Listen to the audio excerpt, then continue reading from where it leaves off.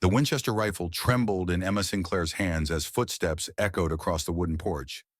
Two men, maybe three. She pressed her back against the cabin wall, her sister Rebecca's wedding portrait hanging behind her, like a ghost in faded sepia. Outside, a voice drawled through the splintering door. "We know you're in there, little lady." 10 years. 10 years Matthew Harlan had lived alone on this Wyoming range, faithful to his dead wife's memory, until 3 days ago when her sister appeared at his door with documents that would change everything. Now those same documents sat heavy in Emma's pocket as she stared down the barrel of a gun, waiting for the man who'd sworn never to need anyone again. The door splintered.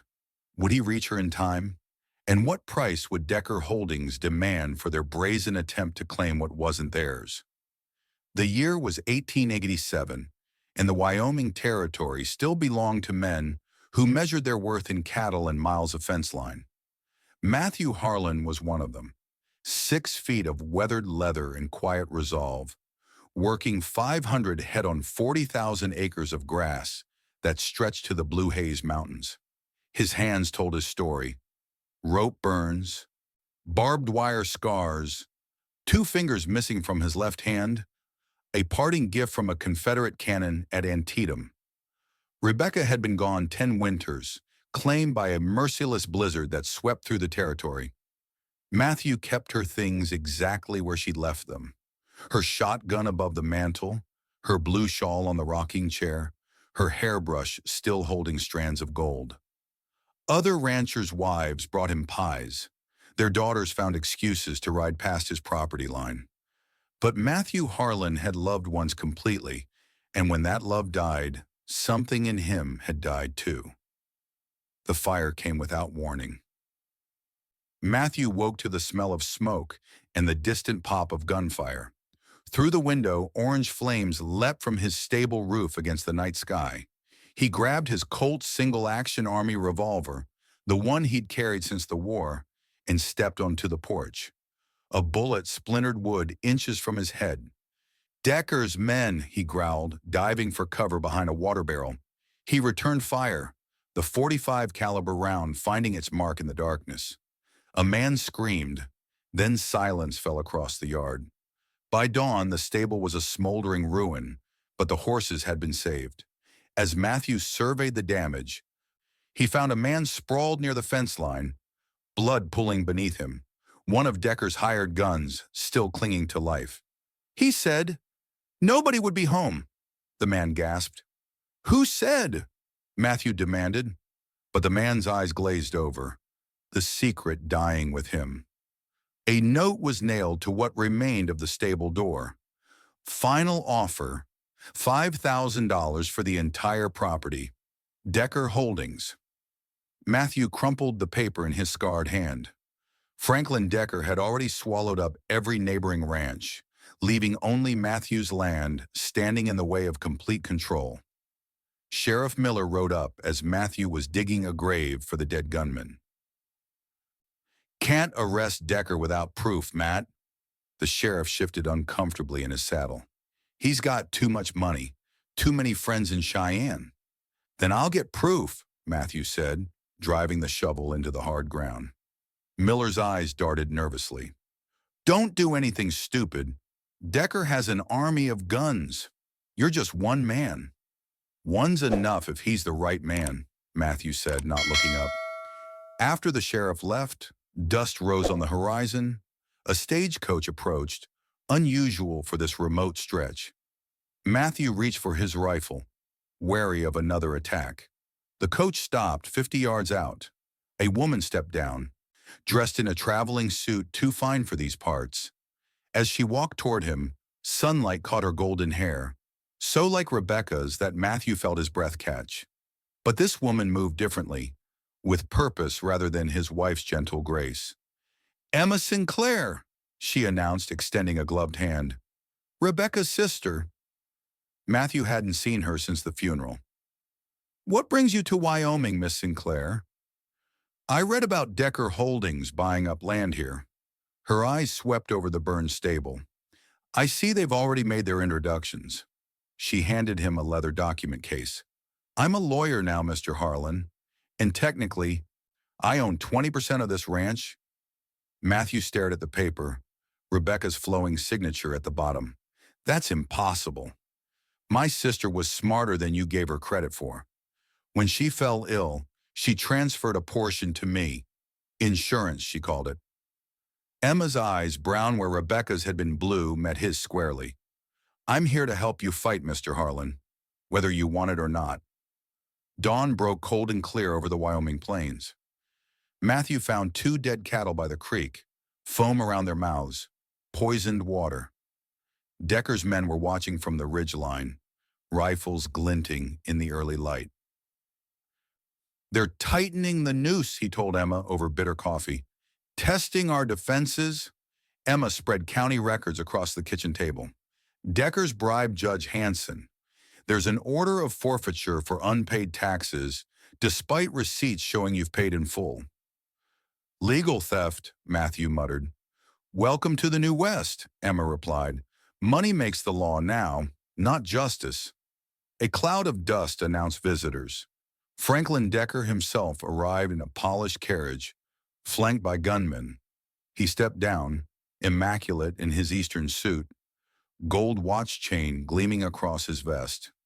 Harlan, he called out, not approaching too close. I've always prided myself on recognizing practical situations. My offer is now $7,000, well above market value. You can't win this fight. Why not do this civilized? Matthew stood on the porch, rifle casual but ready. Burning my stable, poisoning my water. That your definition of civilized, Decker? Decker's smile never reached his eyes. Unfortunate misunderstandings, but the Union Pacific is coming through, with or without your cooperation. Progress doesn't ask permission. Neither does a bullet, Matthew said quietly. Get off my land. As Decker's carriage pulled away, a man emerged from behind the barn. Tall, lean, with eyes that had seen too much. Jack Blackwell, former Texas Ranger, Matthew's comrade from Chancellorsville to Appomattox. Heard you were having trouble, Matt, Jack drawled, a Winchester rifle resting on his shoulder. Thought I'd stop by. Matthew's face cracked into its first smile in days. Your timing's still terrible, Jack. Would have been here sooner, but I had to collect some old friends. Jack handed him a telegram. 5 of our boys are a day's ride out. The lady lawyer sent word. Matthew glanced at Emma, who stood watching from the doorway. You plan this? I fight to win, Mr. Harlan, she said simply. And so did Rebecca. That night, Emma found a map hidden in Rebecca's old Bible, showing a massive underground aquifer beneath the northern section of the ranch. Not just water, but a geological survey suggesting gold deposits in the abandoned mine shaft on the property. This isn't about the railroad, Emma realized. It's about water rights and gold. Decker knows what's under your land. Rebecca found this? Matthew asked, tracing the carefully drawn survey. My sister was collecting evidence against Decker for years, Emma said. She suspected he was behind the railroad land grabs. That's why she gave me partial ownership, to ensure someone would continue if anything happened to either of you. Before Matthew could respond, rifle fire erupted outside. 10 of Decker's men charged the ranch under cover of darkness. Get down, Matthew shouted, pushing Emma behind the heavy oak table as bullets shattered the windows. Emma reached for Rebecca's Winchester. I know how to use this, she said, working the lever action with practiced ease. For 20 minutes, gunfire blazed around the cabin. Matthew and Jack fired from different windows, creating the illusion of more defenders. Emma proved herself a capable shot, dropping a man attempting to reach the back door. When silence finally fell, 3 attackers lay dead in the yard. The others had retreated, leaving behind ammunition and supplies. They'll be back, Jack said, bandaging a graze wound on his arm. Next time with more men. Matthew nodded, reloading his Colt. We'll be ready. They fortified the ranch house using military tactics from the war. Firing positions were established with overlapping fields of fire. Ammunition caches were hidden throughout the property. Tripwires and improvised alarms surrounded the perimeter. Jack used his Winchester 73 with its 15-round capacity, perfect for distance engagements. Matthew preferred his Colt for its stopping power and accuracy up to 50 yards. They taught Emma the finer points of cover and concealment, impressed by her natural aptitude. "Becky taught me to shoot," she explained. "Said a woman alone in the West needed more than pretty manners." Through his spyglass, Matthew spotted Deputy Jenkins riding hard for Decker's camp. "We've got a traitor," he announced. "The deputy's feeding Decker information." "Let's use that," Jack suggested. "Feed him false intelligence." Matthew nodded. "We'll let slip that we're abandoning the ranch tomorrow night. When Decker's men come to claim an empty house, we'll be waiting," Emma finished. The trap was set. Jenkins was told the defenders were fleeing under cover of darkness. When Decker's force arrived at midnight to secure an abandoned property, Matthew's group was positioned in a horseshoe ambush. The battle was swift and brutal. Jack took a bullet to the shoulder. Emma saved Matthew from a flanking attacker. When the smoke cleared, 5 of Decker's men were dead, 3 had fled, and Deputy Jenkins was captured. "Decker paid me," Jenkins confessed, blood seeping from a wound in his leg. "Said it was just business. Nothing personal." "It's personal now," Matthew said, searching the deputy's pockets.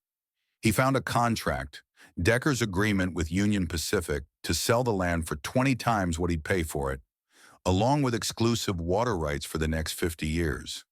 "We've got him," Emma said, eyes bright with vindication. A flaming arrow arced through the night sky, landing on the cabin roof. Within minutes, the structure was engulfed. In the chaos of escaping the fire, Emma disappeared. Matthew found a note pinned to the corral gate. "Trade the deed for the woman, midnight, old mine." Jack's shoulder was bandaged but usable. The 5 veterans had arrived, grizzled men with hard eyes and steady hands.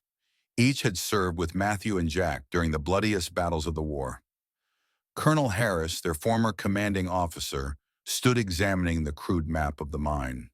His left leg was wooden below the knee, lost at Cold Harbor, but his mind remained razor sharp.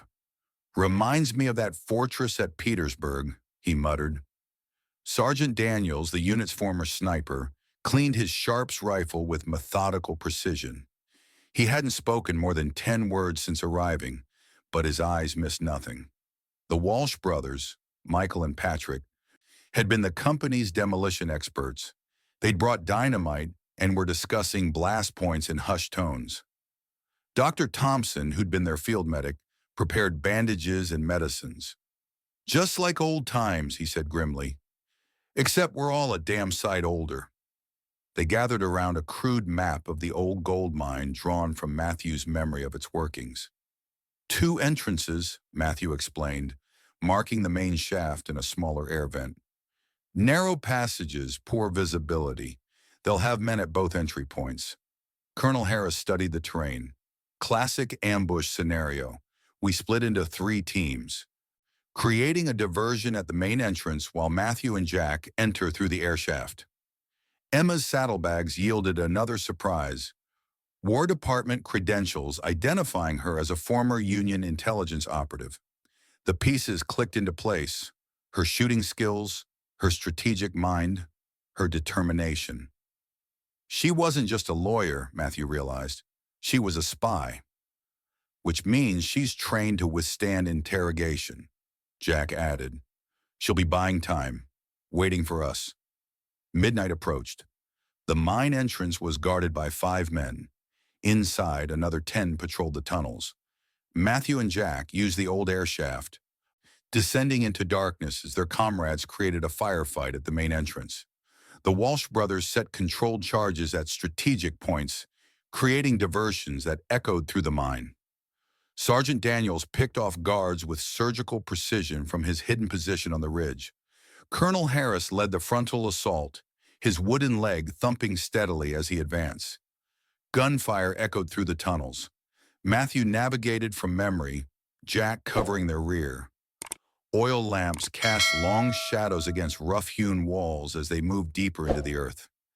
In the old foreman's office, Emma was bound to a chair. Decker stood over her, revolver in hand. "I know you know where the gold is," he snarled. "Your sister found it. That's why she fought so hard to keep this worthless ranch." "The only thing worthless here is your word, Decker," Matthew said from the doorway, Colt leveled at the banker's chest. Decker spun, surprised but not unprepared. "Harlan, right on time to die with your wife's pretty sister." "She's family," Matthew said, "and I promised Rebecca I'd protect what's ours."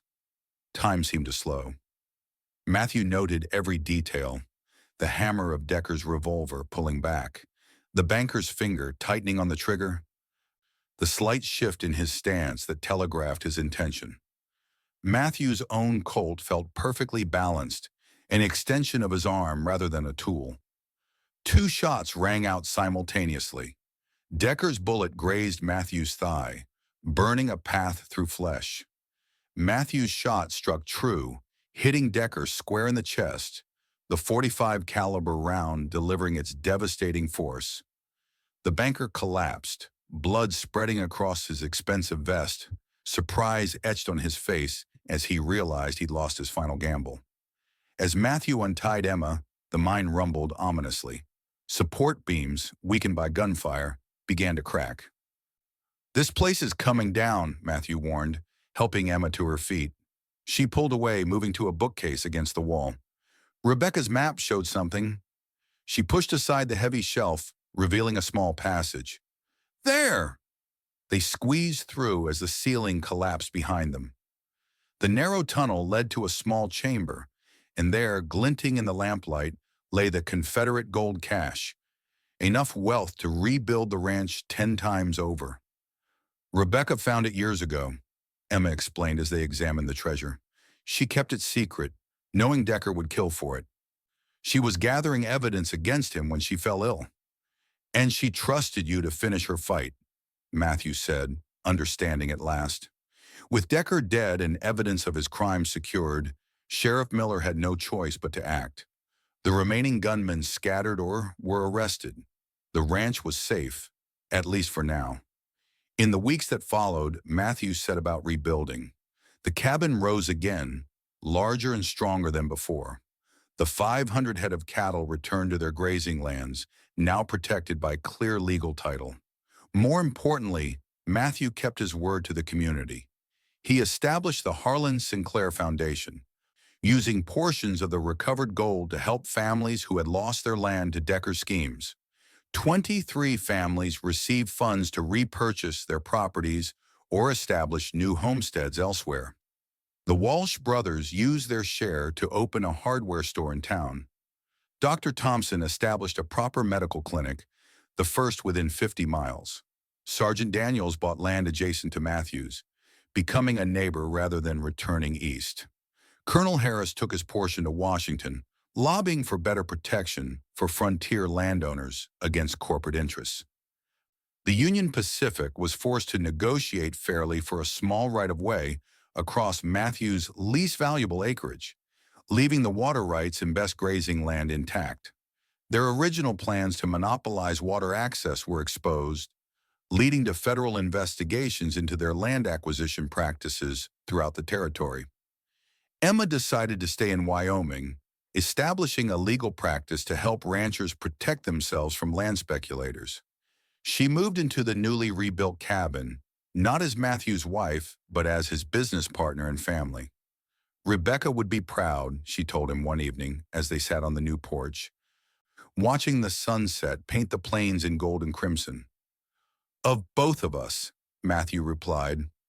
On a clear autumn evening, Matthew stood on the ridge overlooking his land, placing wildflowers on Rebecca's grave. "I kept my promise, Becky," he said quietly. In the distance, Emma was helping Jack and the others rebuild the final section of fencing, her golden hair catching the setting sun. Matthew turned at the sound of approaching hoofbeats. A rider in a military uniform carried a telegram from Washington.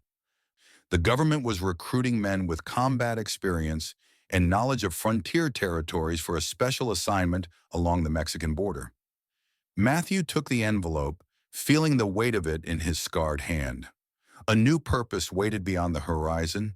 Some battles ended, but the war for justice continued.